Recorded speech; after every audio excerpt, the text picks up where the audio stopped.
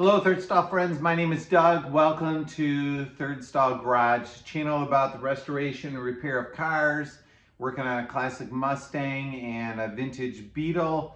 Current project is a 2010 Subaru Forester. That's my daughter's car. If you haven't watched the previous episodes, I think this is episode number 8. Yeah, I think that's 8 fingers. We pulled an engine out of a wrecked Subaru, and I'm in the process of refreshing, resealing, rebuilding, not really rebuilding it, hopefully to get it to be a good, reliable engine. In the previous episode, I did a leak down test. If you don't know what that is or want to know the results of it, watch that previous episode. I have concerns about cylinder number 4. This episode, we're going to dive into it and figure out what we can learn about cylinder number 4. Stick around.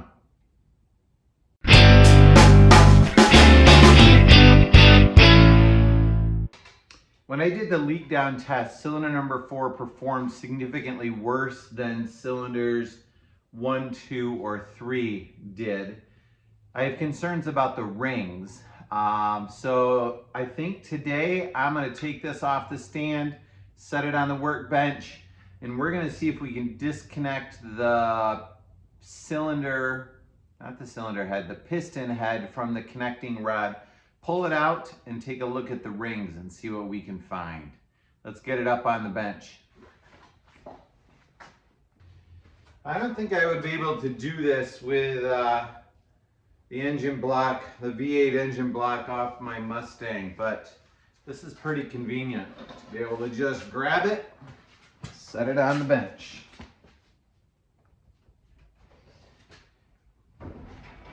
So if you've watched the previous episodes, you will notice that this engine block is really nice and clean compared to what it was previously. And that is because yesterday I spent a couple hours and a whole large can of brake clean and my wife's toothbrush and an air nozzle, and we cleaned this thing from head to toe, so that I don't know, because that's what you're supposed to do, and it's important to have clean parts.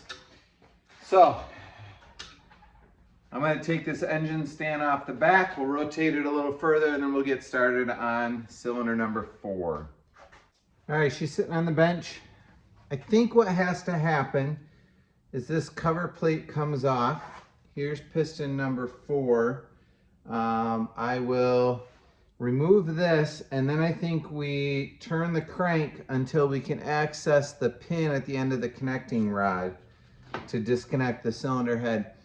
If you don't have one of these little impact drivers for screwdrivers, you can get different bits on the end. This one's a large Phillips bit. I highly recommend them.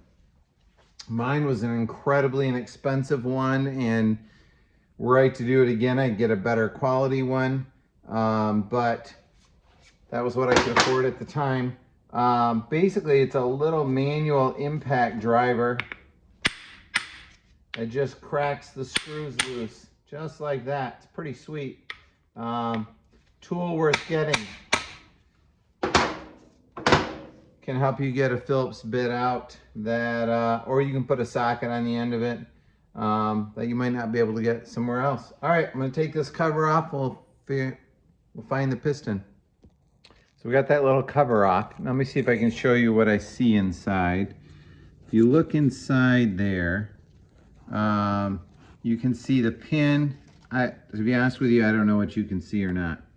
I think that's it there. You can see the wrist pin on the end of the connecting rod, and there are 2 little tabs sticking inward, which are the ends of a snap ring. So I'm going to reach in with needle nose and pull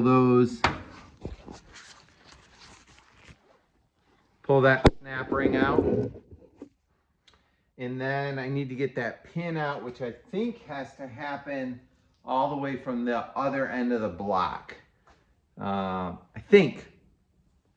Figuring this out as we go, folks.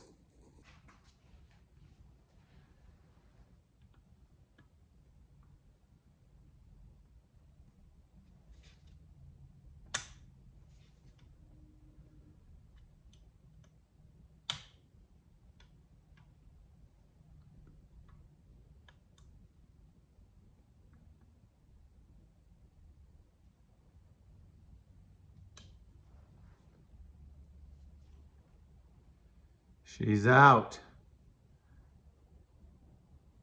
There we go. Found the camera. All right, so set that safely aside.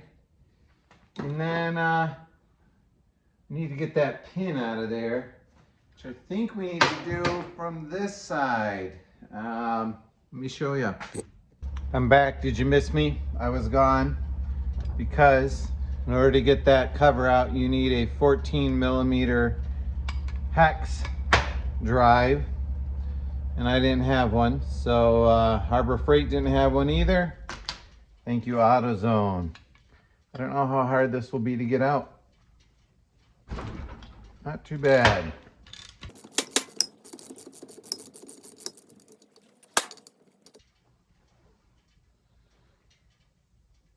I'll clean this. Just a little aluminum washer on there. I think what I need to do now is get a long dowel pin or screwdriver or something and locate it on the back of the pin on the connecting rod and drive it out the hole on the other side.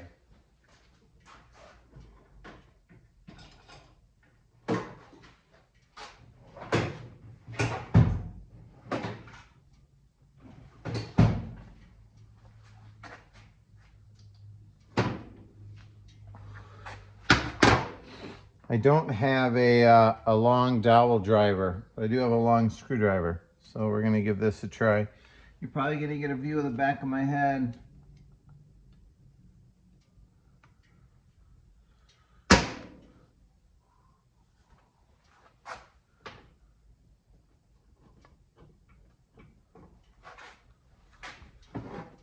Really don't want to scratch something I shouldn't. It's coming out.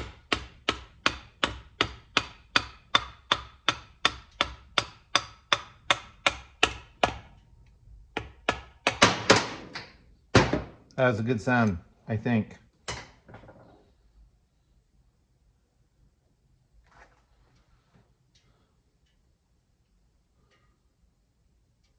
That's pretty and shiny. All right, now time to get that piston out. So I understand this now, the piston should be disconnected from the connecting rod. So if I turn the crank over, that should push the piston out.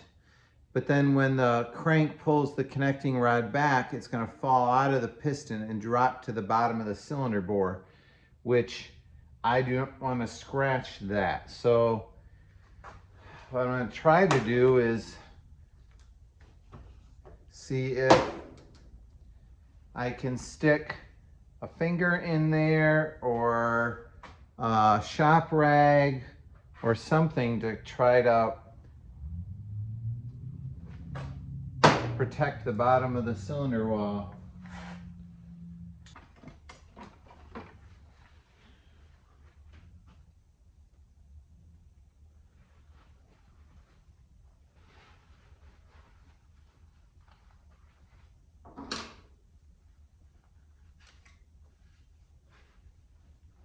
Right now I'm holding up the end of the connecting rod with a plastic handle of a toothbrush, and I'm just shoving a shop rag underneath it.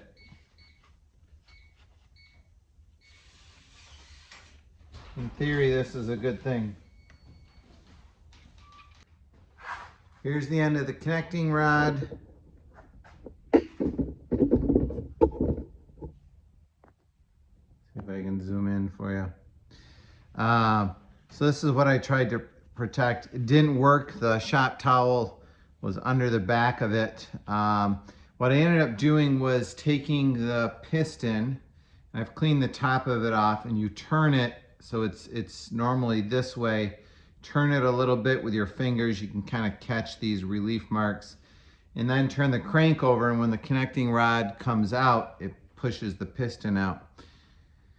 So I'm noticing a few things. Got some wear marks on the side of the piston, but no scoring.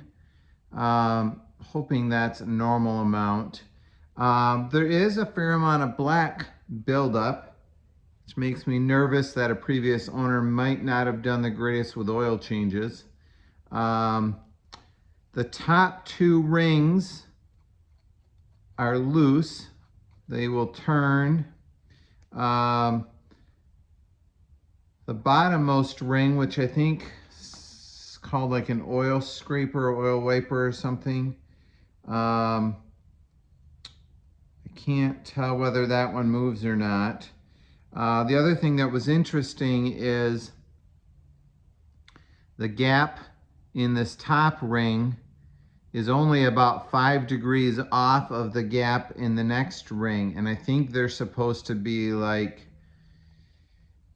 not 180, but maybe it's a third of 220 degrees off of each other. I'm not positive. So I'm gonna pull this out and clean it. There's some black on the inside, so not awful, but not pristine. Does have 170,000 miles on it, so I think it's allowed to have some gunk. All right, we'll see what it looks like when we're done cleaning it up. So I pulled the rings out of the grooves, and I'm not sure you'll be able to see this. There's a fair amount of black gook built up in these ring grooves. Let me see if I can scrape a little out.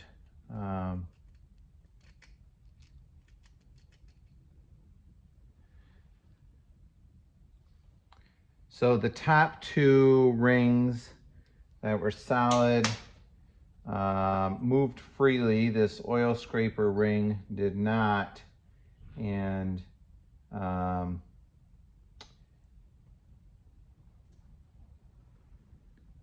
it's supposed to be wavy zigzag, and all those little passages are kind of gunked up with soot and oil. So I'm taking these to the parts washer, gonna scrub them. This one I'm gonna soak real gently, maybe scrub it gently with a toothbrush, then clean out the grooves in the cylinder. But now I'm thinking that might be why the leak down on this one wasn't as good. But if this one is this dirty, I'm not sure what would make the other three any less dirty, and wondering if I need to do this to all of them. That's what I'm pondering right now. Thoughts to think about. All right, so we are done cleaning piston number 4 up. And those ring grooves are much cleaner than they used to be. Little bit of brown stains left, but far and away most of the gunk is out. The biggest alarming thing that I saw, there was definitely oil built up. This expander ring you can see is nice and clean now, but it was packed solid. Both grooves, all the grooves on each side were full of black buildup. So a lot of me with a little pick cleaning, soaking it in degreaser, scrubbing the rings. You can see the inside is still a little black. I mean, it's not like it's thick with sludge or anything, but definitely cleaner now. So I'm going to reassemble that. Because this one was in that condition, I decided that I want to take all of the pistons out. So number 3 is out right now. It is in the parts washer soaking. I just finished scrubbing that one too. But I figured I'd let it sit for a little while in the parts washer. And eventually I will take out cylinders 1 and 3 as well. This was cylinders 2 and 4, if I am understanding the numbering right. So I've got some cleaning to do yet, and then I will show you once they are all put back together. Hello friends. It has been a few days to a week since I think the last clip of this was filmed, and I want to update you on where we are. I have all 4 pistons out. All of the ring grooves have been cleaned really thoroughly and well, particularly the 3rd ring, which is, I don't know for sure if it's called the oil wiper or, but it has the expander ring and the 2 small rings. I meticulously cleaned with a pick every single bit of the expander ring, soaked them, scrubbed them, cleaned out the groove all the way through, cleaned the top well, labeled, so I know which piston it comes back to. The connecting rods are still in. All of them are clean now. Let me show you what they look like.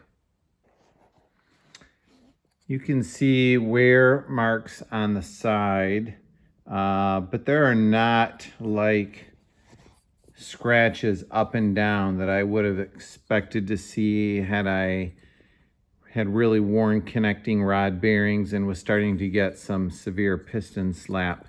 So this is piston 4. My understanding is a Subaru engine. The passenger side head is the furthest forward, so it'd be piston 1, 2, 3, 4. So it would go like this.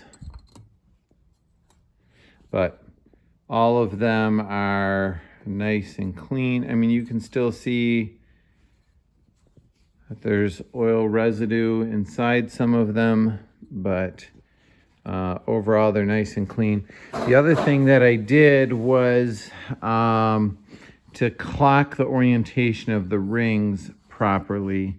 There is 4 holes on each side of the piston that I assume are where oil flows out. The oil flows up the top through those holes out and lubricates the rings, or vice versa.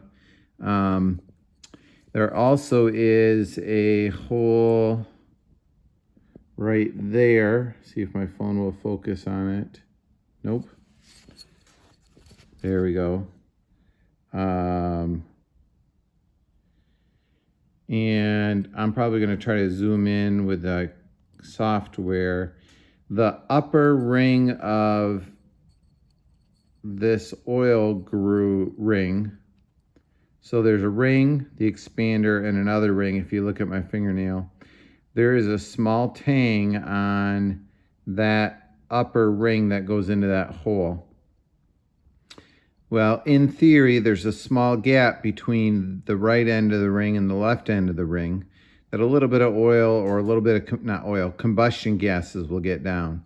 So I put that tang in that hole, which orients the top tang on the end of that ring. Then the lower ring, so if the gap in the upper ring is there, I put the gap in the lower ring 180 degrees opposite to it. I don't know for sure if that's right or not, but that way any gases that get past one gap in the ring won't go straight down into the oil groove, but they'll have to travel 180 degrees around the cylinder and go out the other side. So if those are at these 2 positions, then I put the gaps in the other rings at 90 degrees off that to stagger all of them. So that gives me 4 piston rings that are ready to put back in. The other thing I need to talk about before I put the pistons back in is one of the hardest decisions, not that it's the biggest decision in my life by any means. The hardest thing for me to figure out is, where do I stop with this engine? It ran fine before I took it apart. I did have poor results in one of the cylinder leak down tests. It's a daily driver. It's a low budget, relatively low budget rebuild. It's not a classic car. How far do I go? And originally I was gonna clean it, reseal it, just put new head gaskets on, have the heads cleaned, decked, slap it back together and run it. Further I got in, the further I saw there was evidence of maybe not as regular of oil changes I would have liked to have just seen. So maybe I need to get the whole tank hot dipped and cleaned, or maybe I need to replace the crank, the rod bearings and the crank bearings. But what point do you stop? And I spent about a week wavering back and forth on whether I split the block in half, open it up, take the crank out, and I finally narrowed down. I feel like I had 4 options. Leave the block the way it is and run it. When I wiggle the valves left to right and pull and push on them, when I wiggle the connecting rods, I don't feel any slop in them. I had no rod knock when it was running. I could put it back together and run it. I could split the block.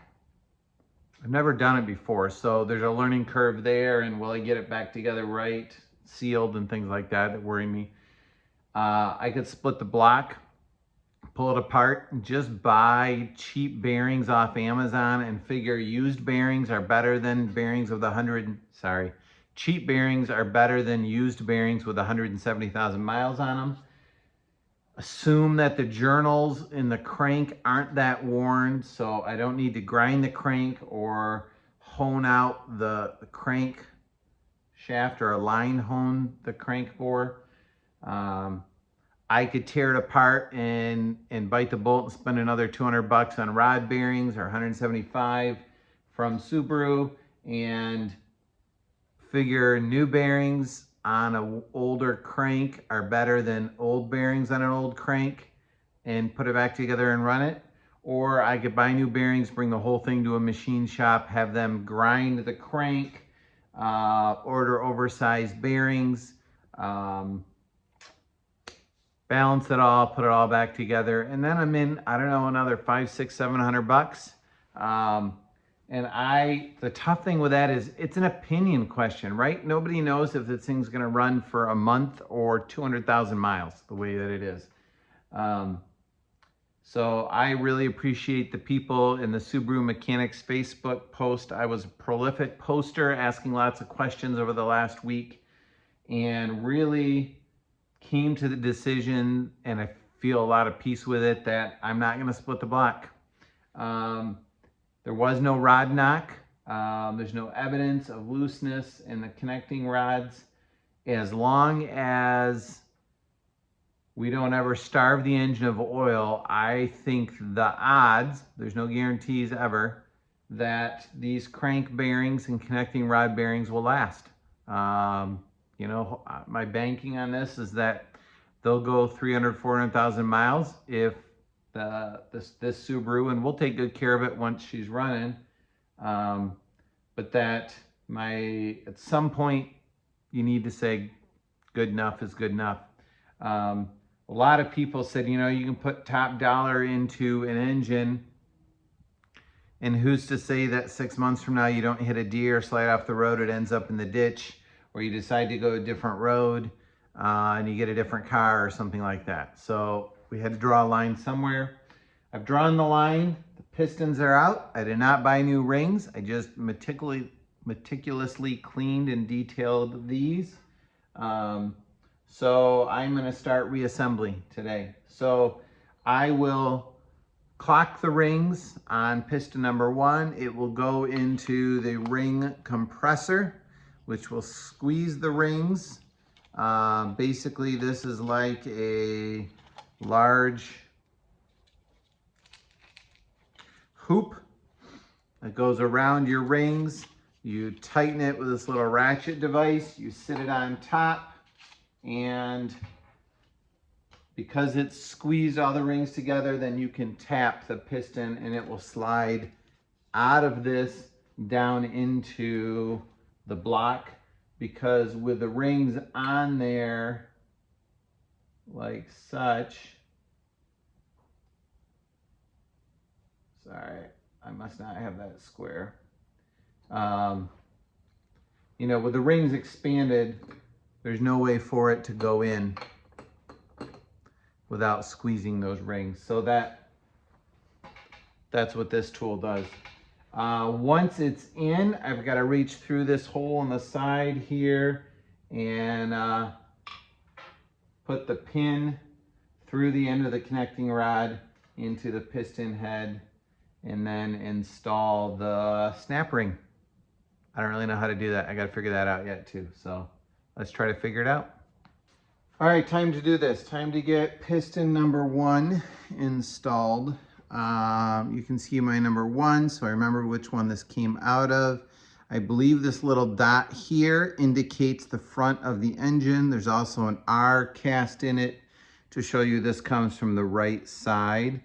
There is an A and an ATD. Stands for something really important. I'm sure. I have no idea. I was going to try to come up with something funny that the initials were ATD. It's an automatic, I don't know. I couldn't come up with anything funny. Sorry. So the piston, top, front of the engine. This is cylinder number 1. So it's going to go in top in this orientation. Now, when you're assembling an engine, cleanliness is next to godliness. It's what I've been taught. So, I'm gonna wipe everything down as best we can. The other thing is we don't want anything to be dry. We want fresh oil on everything. So we've got some fresh 5W30.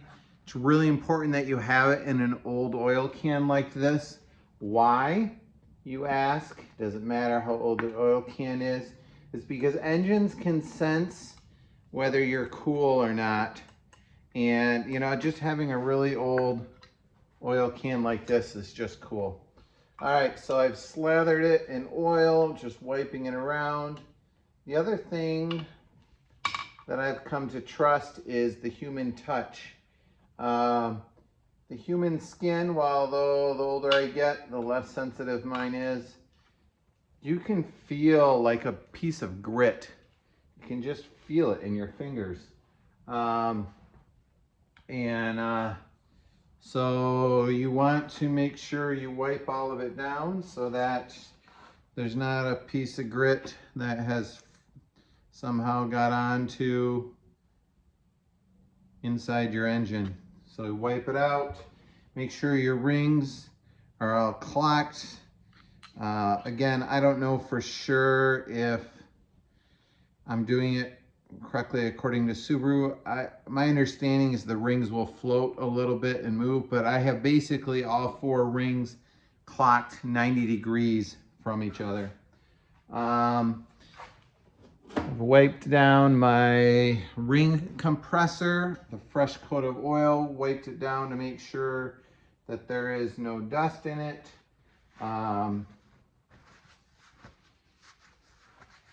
My skin's gonna be so smooth and soft. All right, open this up a little bit from the last time I used it.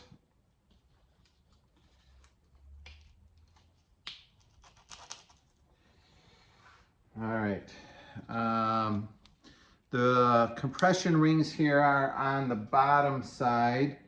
So I stick my piston in quite a ways, not quite all the ways. Grab my little tool.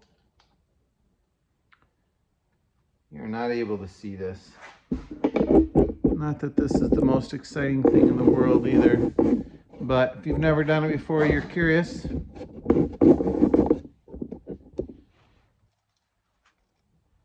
So my piston's sitting flat, my ring compressor's sitting flat.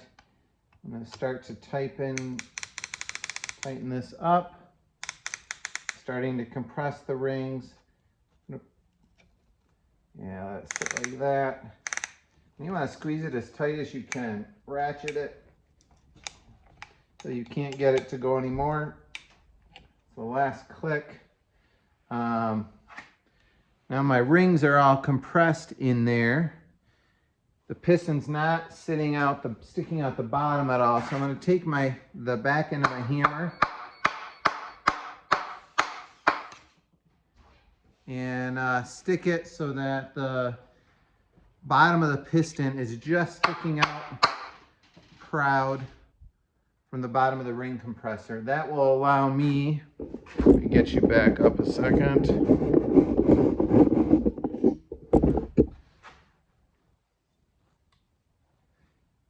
For this to sit just in the bore and nestle down just like that. So I got to remember before I stick it in, the R's right on the top. This little hole here indicates the front of the engine.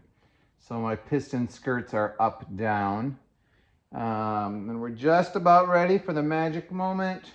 I want to make sure my piston's oriented this way correctly so it's, I don't know, kind of level. That will help with the alignment of the connecting rod. Basically, once it's set, take a mallet, you're going to tap her down. And voila, piston number 1 is installed. Now we just got to get that connecting rod lined up. I'm going to work on that. Here's the piston. The challenge is in there, you can see the end of the connecting rod. It's that round thing right there. If I reach back in here with a screwdriver, I can push on the connecting rod, I think, somewhere in there. It's really hard to have a flashlight and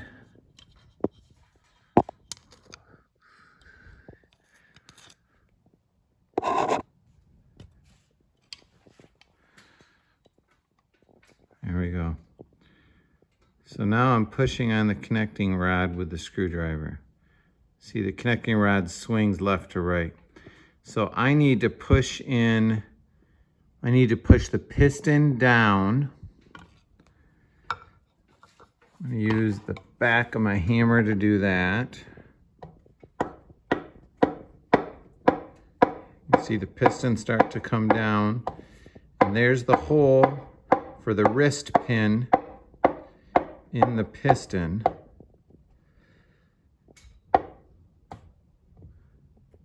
I don't want to go too far. It's hard to push it back up. And then I will need to push the connecting rod over so that it lines up something close to that. I may need to tap the piston down a little further and then start the wrist. I think what I'll do is I'll tap the piston down a little further, sorry, I'm holding the camera sideways. This is some high quality filming here, folks. Tap the piston down a touch further so that the wrist pin, or I can move the crank so the piston goes up, or the connecting rod goes up. And then start the wrist pin, clean it, oil it, start the wrist pin, tap it in real gently until the point where it's supposed to go through the connecting rod, and then adjust the connecting rod to get it to the point where the wrist pin will go through. And once it's through the first two, it should go through the other hole automatically on the other side of the piston. I'm sure there are people that are really good at this and know how to do it. Click, click, boom, it's all done. That's not me. And if that's not you, that's okay.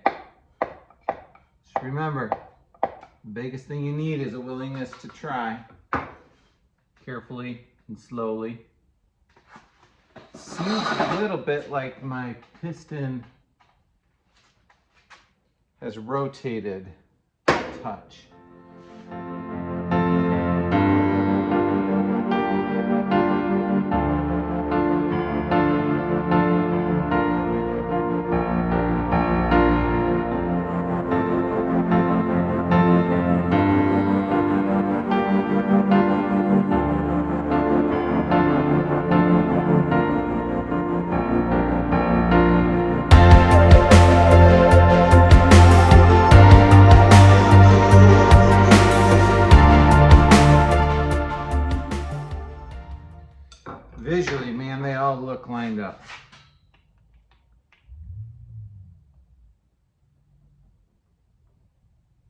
What I don't want to do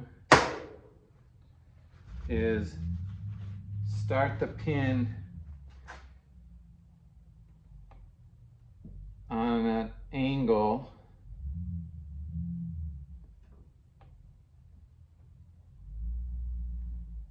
and have it gouge the bearing. All right, like 20 minutes later, I have this pin lined up with the piston and the connecting rod. Basically, I think it's going to be hardest on cylinder 1 because you can't access it well from the bottom.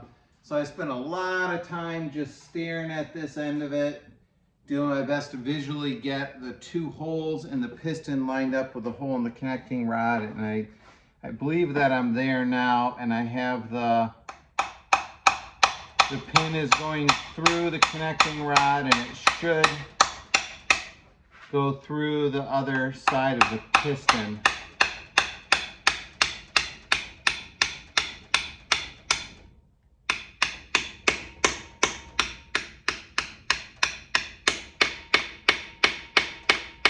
Hear how that sound changed? That should be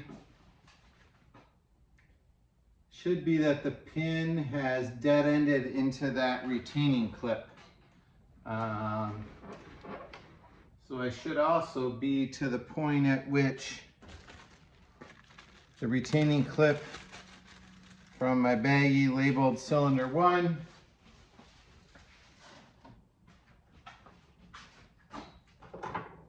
this retaining clip should now be able to go in and seat all the way to hold in this wrist pin. And that looks like it's sitting in there right. Yes. Sweet. 1 done. 3 to go. Remember, you can do this too, probably faster than I can. All 4 pistons are in. Overall, it went well. I had 1 pin in cylinder number 4 that was a little challenging. I ended up redoing it a couple times.